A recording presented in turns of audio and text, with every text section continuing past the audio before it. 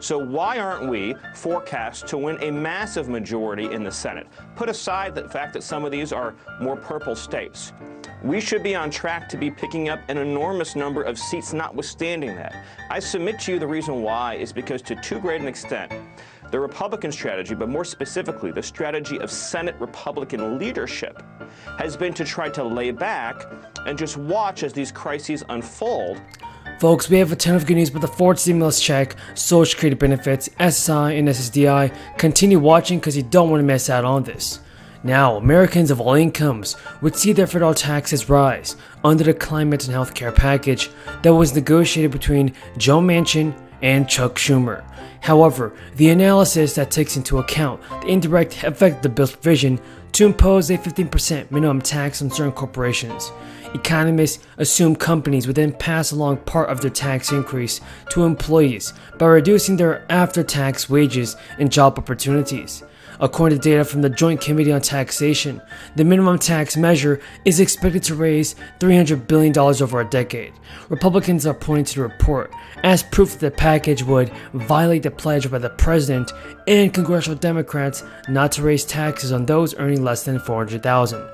The federal taxes would increase by $17 billion on American taxpayers earning less than $200,000, and those making between $200,000 and $500,000 would see the levy jump by $14 billion.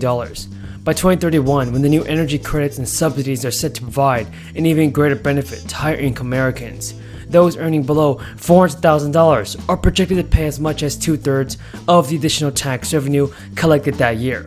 But Manchin argued Sunday on CNN that the bill is not putting a burden on any taxpayers whatsoever. He added, "We're doing what we can to make sure we address the problems, and there are solutions to the problems we have." Manchin was a key holdout on the Build Back Better plan for more than a year, causing heavy criticism from his Democratic colleagues and advocates. Now, a bill to repeal legislation that will reduce or eliminate Social Security benefits for retired federal employees and their spouses is coming very close to a House floor vote. The Social Security Fairness Act, introduced by a representative, has more than 200 co-sponsors in Congress. That is more than enough to force a House floor vote.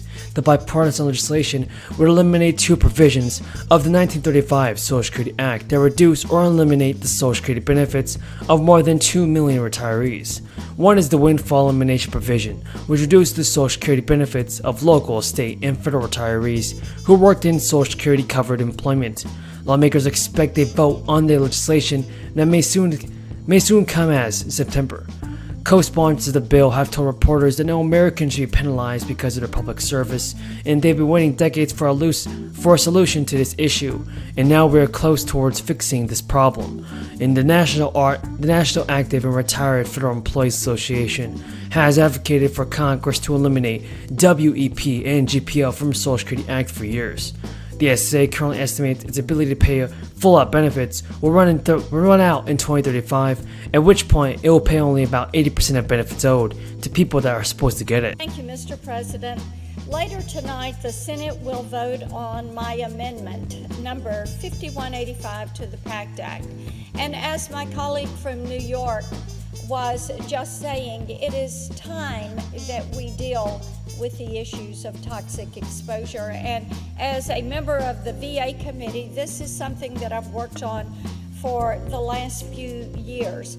Tennessee has a large population of veterans, and we have talked a good bit about this issue and how they receive their care.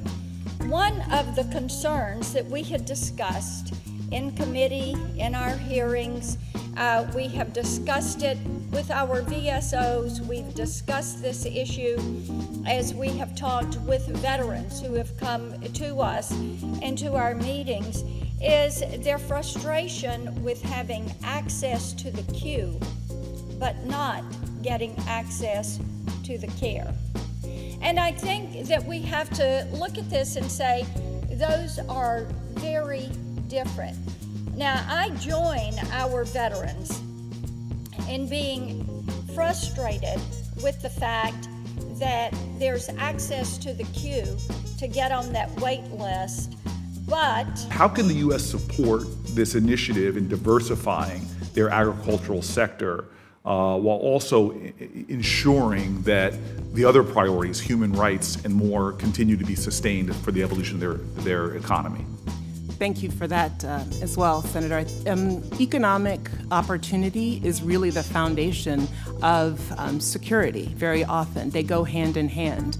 And good governance, transparency, accountability is also part and parcel. So if confirmed, I would be looking at how to have integrated approaches in all that we do, and to bring the best of the United States to bear in Côte d'Ivoire, to be able to engage with young people.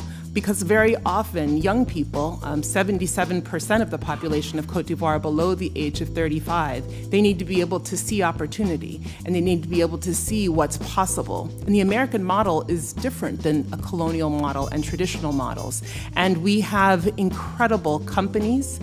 We can help Côte d'Ivoire diversify their economy, looking into other industries as well, like cultural industries. But when we look at American companies, encouraging different models that can look at corporate social responsibility and to be able to broaden from an integrated perspective economics, good governance, as well as security. Thank you very much. I would like to go quickly to Mr. Fick.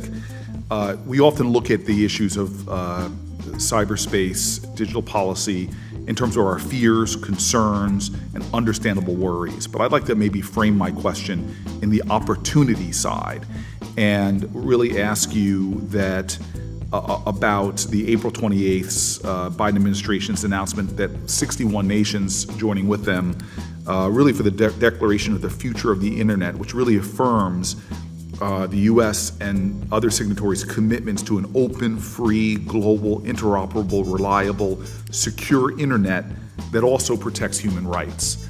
And I guess I'd like to know, how do you envision the CDP's Bureau's role in pursuit of this new global partnership, and what aspects of the Declaration you're going to be prioritizing?